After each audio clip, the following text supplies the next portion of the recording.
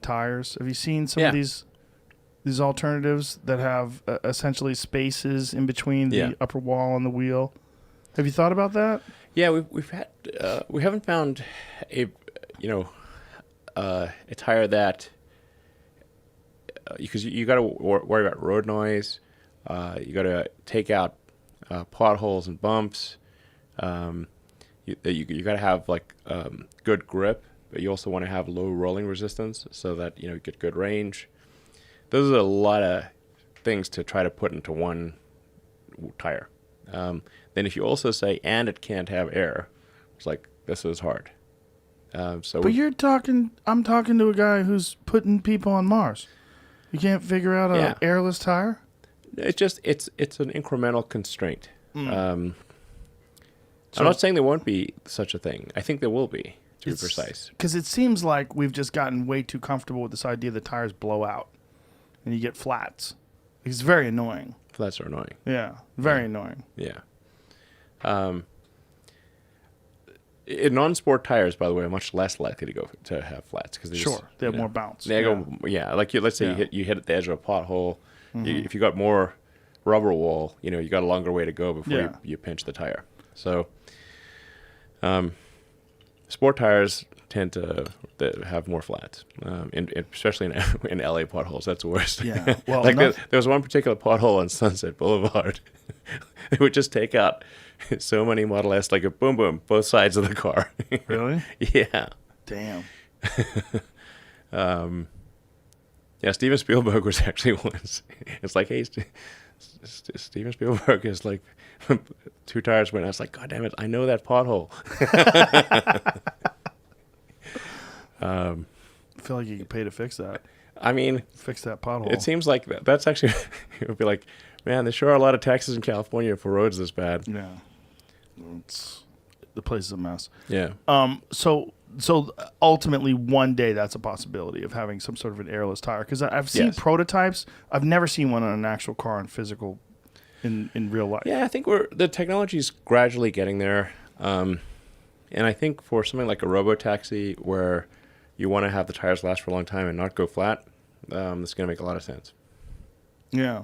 But other than that, essentially most of what we saw in the demo is the same. It's still going to have...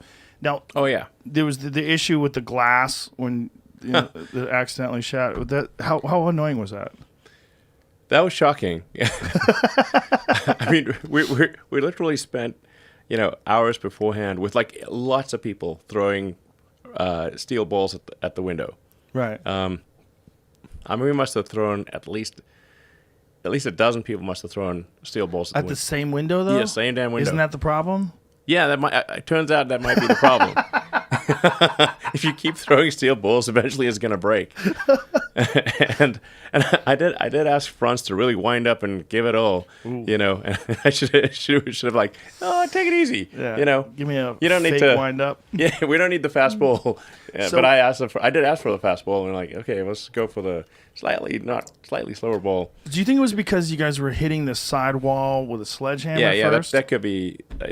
Like, we're trying to figure out how the hell does this thing break, because, I mean, we were just bouncing steel balls off it all day. Right.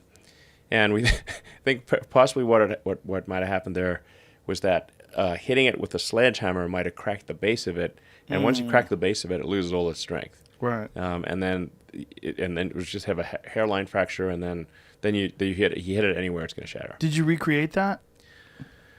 We didn't. It's also hard with test glass, like with like when you actually do production glass, it's much more robust than demo glass, because production glass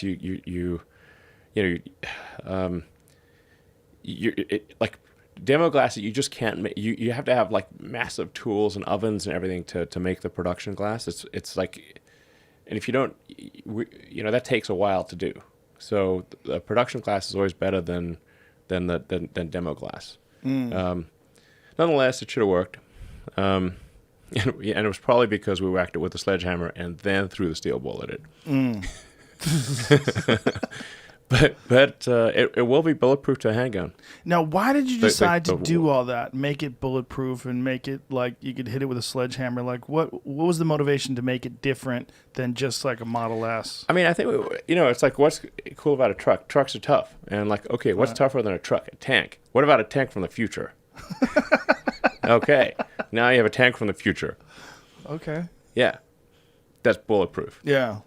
And how does that compare to it's way tougher than a regular truck.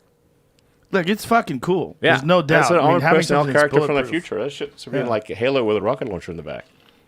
Have you thought about doing something like that? Somebody's going to do it for sure. For military use? Yeah. Seems like it. I mean, I don't know. That sounds like it'd be fun. I mean, you should like, cruising around the field and like lobbing, shooting rockets. Now, is there ever a possibility that these things are going to be solar powered? Is that someday? Is the solar technology going to get to a point where it's kind of a surface area issue? So, I mean, I think we could possibly put the cover of the truck bed, put some solar cells in that. So if you just leave it out in the sun, probably recharges a few miles a day type of thing. Oh, it would only be a few miles. Yeah. But what about one day? Is it possible that technology could evolve to the point where they could extract more? No, really? No, it's so there's about 1 kilowatt per square meter of solar energy, and then you're going to get probably 25% efficiency. So you got 200 watts per square meter, and then that's assuming that you're normal to the sun. So like you're at right angles, basically, like are you facing the sun or not? So when you add all those things up, you say how many square meters can you really get, and then how many watt hours per mile. So it's basically, if you could do 10 miles a day, you'd be lucky.